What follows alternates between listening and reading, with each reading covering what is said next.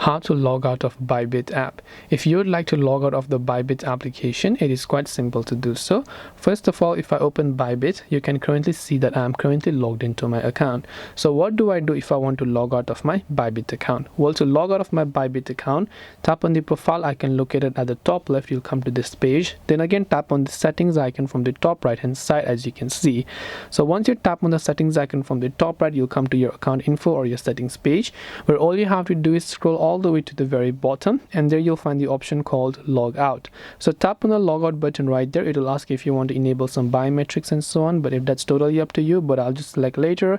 And just like that, I can tap on the Confirm Logout button, and as you can see, I'm successfully logged out. Now if I want, I can choose to log into any of the other account. So this is the way on how I can log out of the Bybit app.